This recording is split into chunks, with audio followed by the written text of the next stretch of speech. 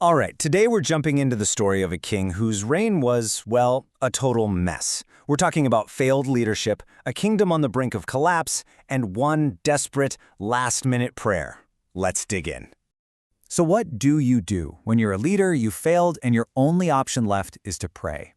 That's the huge question hanging over King Jehoahaz of Israel. I mean, he is completely cornered. His kingdom is just falling apart, and he has 0 moves left. So what's his play? And maybe even more important, does it actually work? To really get why this king was so desperate, you gotta understand the mess he inherited. So let's go back in time to the northern kingdom of Israel, late 9th century BC. This place was basically teetering on the edge of a cliff. All right, let's put this on a timeline so we all know where we are. Our guy, Jehoahaz, takes the throne in 814 BC. Now, he's the son of Jehu, and if you remember your history, Jehu was the guy who led the super violent coup a few decades earlier. So Jehoahaz is in charge for 17 years in his capital, Samaria, and trust me, those 17 years were anything but easy. Okay, picture this. Israel is stuck between a rock and a hard place. The regional bully, Assyria, is kinda taking a nap. They're in a weak phase. That creates a huge power vacuum. And who steps in to fill that void? Yep, Israel's northern neighbor, Aram Damascus. They were more than happy to flex their muscles, and that, my friends, meant serious trouble for the already unstable kingdom Jehoahaz was trying to hold together. You know, Israel's problems weren't just about their neighbors, not at all. There was something rotten on the inside, a deep-seated spiritual issue that had been growing for a long, long time. And this is it, the big one, the sins of Jeroboam. Now, this might sound purely religious, but it was all about politics. See, the very first king of the northern kingdom, a guy named Jeroboam, was worried. He didn't want his people traveling south to Jerusalem, the enemy capital, to worship. So what did he do? He set up his own official worship centers, complete with golden calves. It was basically state-sponsored idolatry, designed to keep political control, and it was a huge violation of their covenant with God. And this really gets to the heart of the problem. Look, Jehoahaz's dad, Jehu, he did some good things. He went on a rampage and wiped out the worship of Baal, a foreign god. But, and this is a huge but, he left the golden calves alone. Why? Because they were politically convenient. They helped keep the kingdom separate, so when Jehoahaz takes over, he's not just getting a crown, he's inheriting this massive, unresolved spiritual problem that's been baked into the kingdom's DNA. So you've got a kingdom that's spiritually broken and politically weak. It's like a wounded animal in the wild. And that powerful neighbor to the north, Aram, Damascus, they smelled blood in the water. This is where things get really, really ugly. So let's meet our villain, King Hazael of Aram, Damascus. This guy is the definition of ruthless. He wasn't born a king, he seized power for himself. And now, he has his sights set on Israel. He's not just trying to win a battle, he's systematically taking them apart, piece by piece. He's grabbing their land, choking off their trade, and absolutely decimating their army. And if you want to see just how bad it got, just look at these numbers. Seriously, this isn't just a bad day at the office, this is a total catastrophic collapse.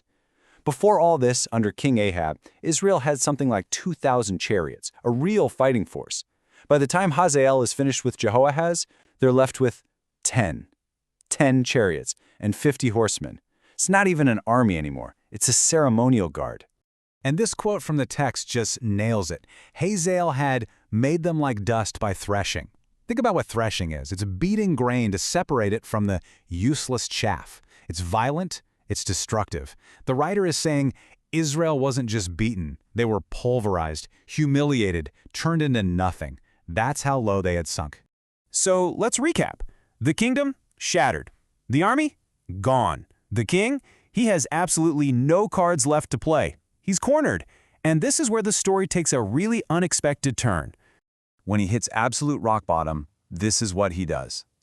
The king, who has spent his entire reign upholding this system of idolatry, he prays. And the original language here is intense. It's not a please help, it's a desperate, gut-wrenching plea. This is a classic foxhole prayer from a guy who has basically ignored God until the moment he has nowhere else to turn.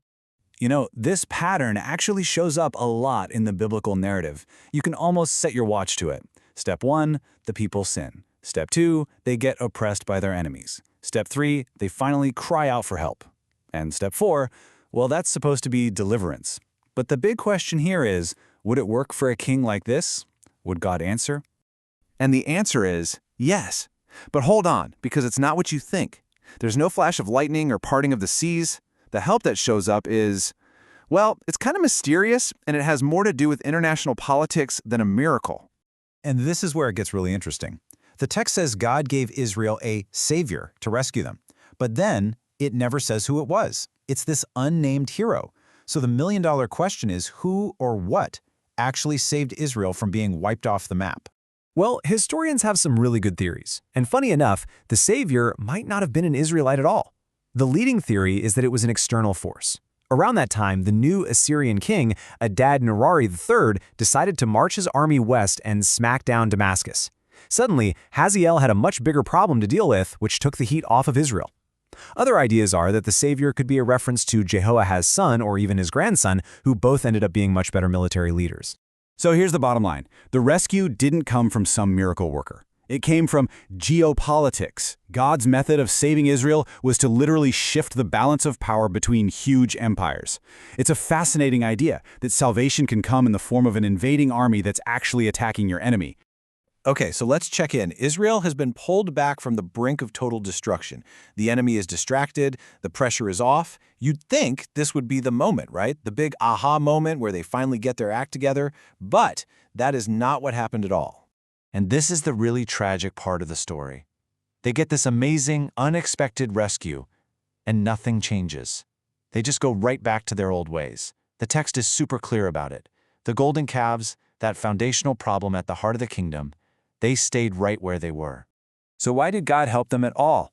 Well, the writer is crystal clear about this. It had nothing to do with Jehoahaz or the people earning it. They didn't. It was all about a covenant, an ancient promise God made to Abraham, Isaac, and Jacob centuries earlier. This wasn't God saying, okay, you're all good now. It was more like hitting the snooze button on judgment, not turning off the alarm completely. So what's the legacy of Jehoahaz? Honestly, it's a story of getting a second chance and totally blowing it. He experienced this incredible deliverance but refused to actually change.